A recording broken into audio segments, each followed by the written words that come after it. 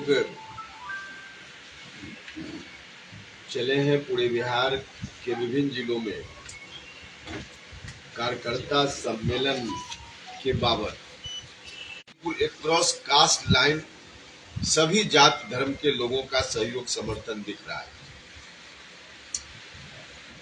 Party का गठन करते हुए हमने जो कहा था कि किसी भी परिस्थिति में जंगल राज 2 की वापसी हम बिहार में नहीं होने देंगे। इस बात को लोगों ने बेहद पसंद किया। लोगों के चेहरा को देखकर ऐसा लगता है कि जैसे लोगों के मन की बात हमने कही हो, और इसलिए लोगों का समर्थन भी दिख रहा है। नीतीश कुमार जी से भी पहले लोग यही अपेक्षा करते थे और नीतीश जी उसके अनुकूल चल भी रहे थे, सरकार भी चला रहे थे। लेकिन अपनी राजनीति के अंतिम समय में नीतीश जी ने ऐसा निर्णय लिया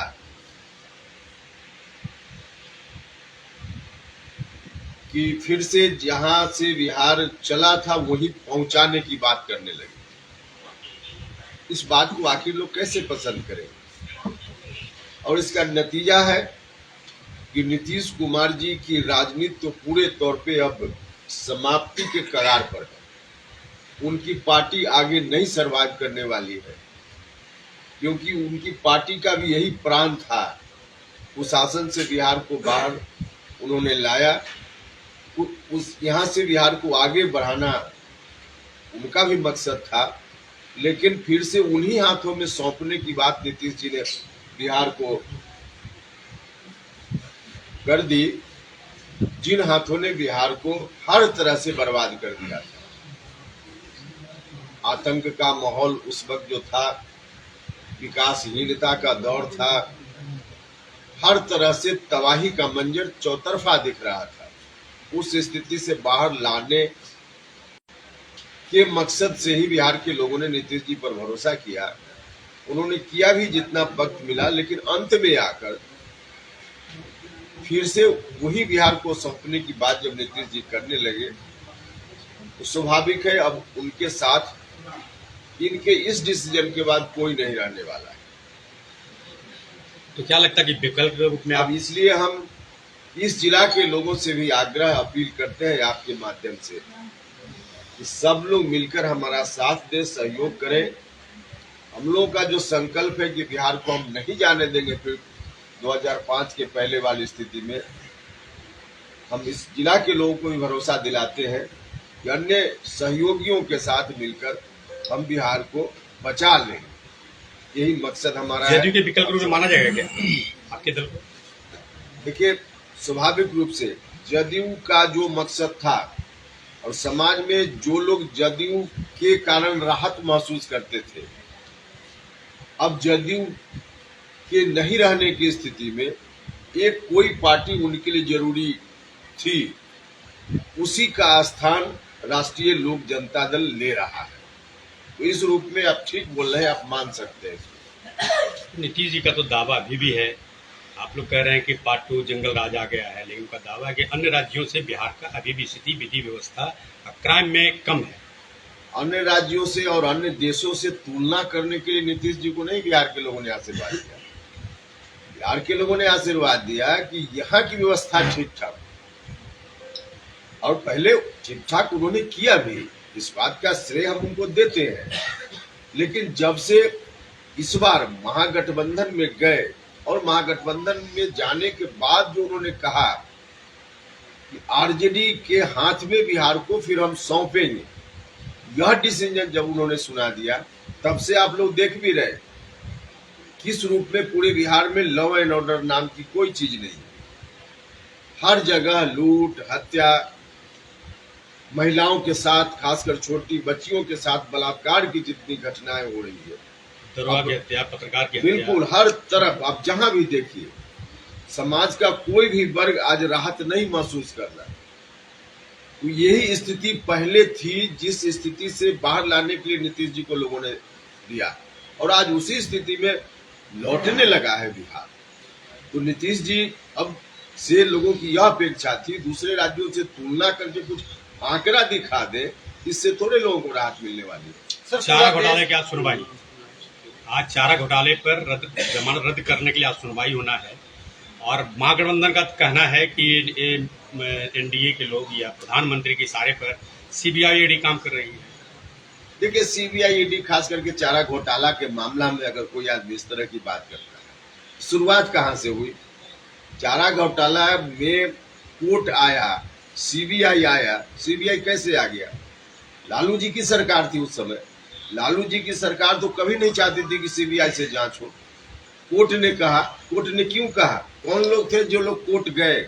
आज जो लालू जी के सलार बैठे हुए हैं अगल बगल, माननीय ललन सिंह जी, शिवानंद तिवारी जी इत्यादि, इन लोगों ने मिलकर कोर्ट में जाकर आग्रह किया, तब सीबीआई की जांच हुई थी। तो आज एक आध घटना को देखकर लोग राजनीतिक व्याख्या कर रहे हैं, लेकिन लालू जी को इस स्थिति में पहुंचाने के लिए कोई अगर जिम्मेवार है सबसे ज्यादा कानूनी रूप से, तो ललन सिंह जी जिम्मेवार है, शिवानंद तिवारी जी जिम्मेवार है।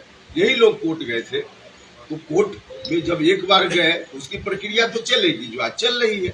तो उसके हिसाब से सीबीआई ईडी इत्यादि जो कुछ भी कर रहा है, इसकी नींव तो उसी समय डाली और इन्हीं लोगों ने डाली जो लोग आज लालू जी के आगे पीछे घूम रहे हैं। शिक्षक भर्ती पर सर अन्य पार्टी के लोग भी ईडी सीबीआई के दुरुपयोग की बात करते हैं, क्या आप इससे सहमत हैं? देखिए, अब हमेशा से रहा है, जो प्रभावित होता है इस तरह की बात करता है। और आज नहीं, जब पहले वाली सरकार भी थी उस वक्त भी जो प्रभावित होता था वो करता था इस तरह की बात। शिक्षक भर्ती बिहार में हो रहा है, कई तरह की बात और प्रतिवाद भी हो रही है, आपकी क्या राय है? देखिए, शिक्षक भर्ती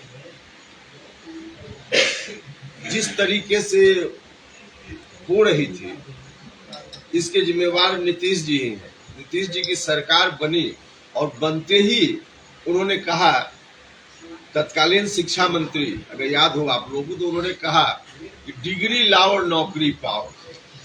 यह जो पॉलिसी सरकार की उस वक्त हुई, जिसका इतना नुकसान हुआ, क्वालिटी स्कूल से बिल्कुल समाप्त हो गई, बच्चों की पढ़ाई बिल्कुल ठप हो गई। तो इसके पीछे सरकार की यही पॉलिसी थी। और हम लोग तो लगातार शिक्षा सुधार के नाम पर जब हम आंदोलन चला रहे थे, तो हमारी प्रमुख मांगों में यह मांग थी कि शिक्षकों की बहाली की जो प्रक्रिया सरकार ने अपनाई है उसमें परिवर्तन करे और बीपीएससी अथवा इस तरह का कोई दूसरा आयोग बनाकर उससे शिक्षकों की भर्ती हो। तो अभी सही हो रहा है? पूरी बात करने, पूरी बात बताने। तो हम तो पहले से यह बात कर रहे थे। नीतीश जी को यह बात समझ में 18 साल के बाद आई, यही दुर्भाग्य है। लेकिन आज की तारीख में अब नीतीश जी जिस रूप में कर रहे हैं, अगर शिक्षक अभ्यर्थियों को पहले ही से ऐसा कहा जाता, तो जो उम्मीद लाकर बैठे थे कि अब नौकरी मिलेगी और हम परिवार को राहत हम दे पाएंगे, तो अंत में आकर अब एक तरह से कहिए कि सारी चीज, अब पहले ट्रेनिंग करिए, फिर एसटीटी कीजिए। इसकी जरूरत क्या थी? एसटीटी कीजिए, यह ठीक है, ट्रेनिंग कीजिए, ठीक है, लेकिन यह डिसीजन अगर पहले हो गया रहता कि बीपीएससी से परीक्षा हो, तब तो आज जिस तरह से परेशान है लोग परेशान नहीं होते। लेकिन परेशानी में डालने वाले भी नीतीश जी हैं।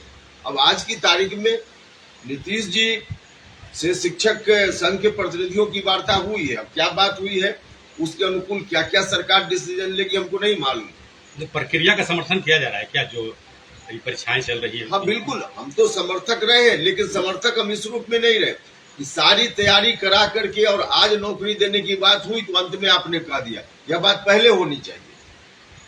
कुछ लोग सवाल हो रहा है कि बिहार की प्राथमिकता नहीं है, पूरे देश के लोग भर रहे हैं आवेदन, यूपी और ये तो तेजस्वी यादव जी से पूछना चाहिए।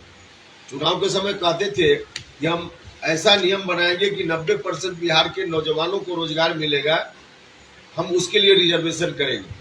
कहाँ गया उनका वादा? अब बताएं, डोमिसाइल नीति लाएंगे और 90% बिहार के बेरोजगार नौजवानों को हम देंगे, इसमें कहाँ गया उनका वादा?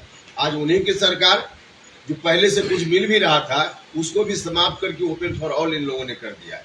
इसका जवाब तो उनको देना चाहिए। राज्यपाल और सरकार में टकराहट है, राज्यपाल और सरकार में टकराहट हो रही है, तो क्या लगता है बिहार के लिए ठीक है क्या? बिल्कुल ठीक नहीं है। देखिए, टकराहट वर्ड ही कहीं के लिए ठीक नहीं। परिवार का टकराहट हो, सरकार का टकराहट हो, कहीं टकराहट तो ठीक नहीं है। लेकिन है तो हम लोग भी देख ही रहे हैं। सर, हरिवंश जी- चंद्रयान की सफलता पर लगातार पूरा देश खुशी मना रहा है, लेकिन सीएम अनभिज्ञता जाहिर कर रहा है। अब देखिए, कुछ व्यक्तिगत बात है जिसका बहुत विश्लेषण करना राजनीतिक रूप से मुनासिब नहीं है।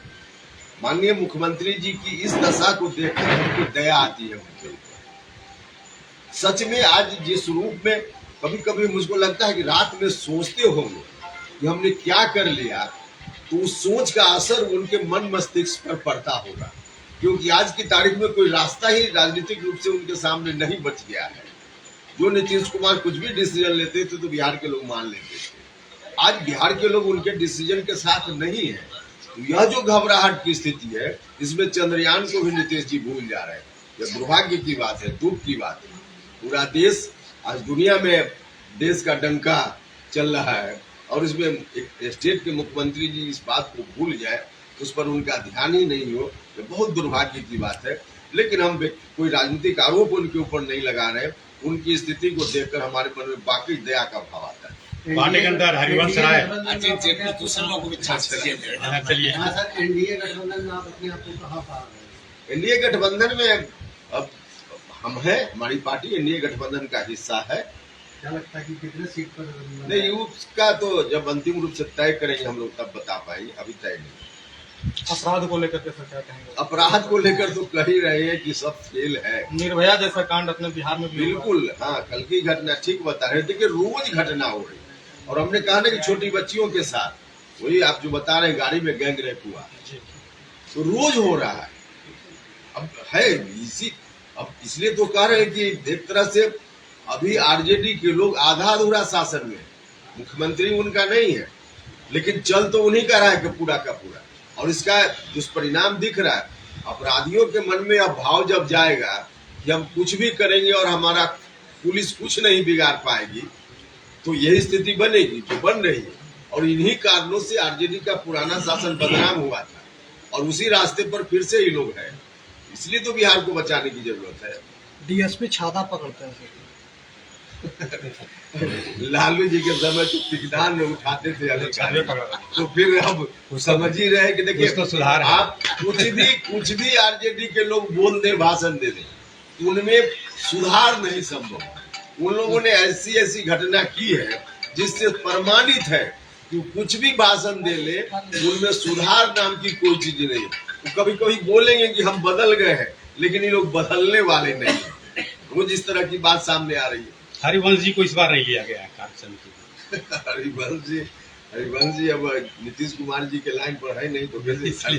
लगता है बीजेपी ज्यादा करीब हो गए। अब क्या करीब है कि नहीं मुझको नहीं मालूम, लेकिन नीतीश जी के लाइन पर नहीं, कितनी जानकारी है मुझको।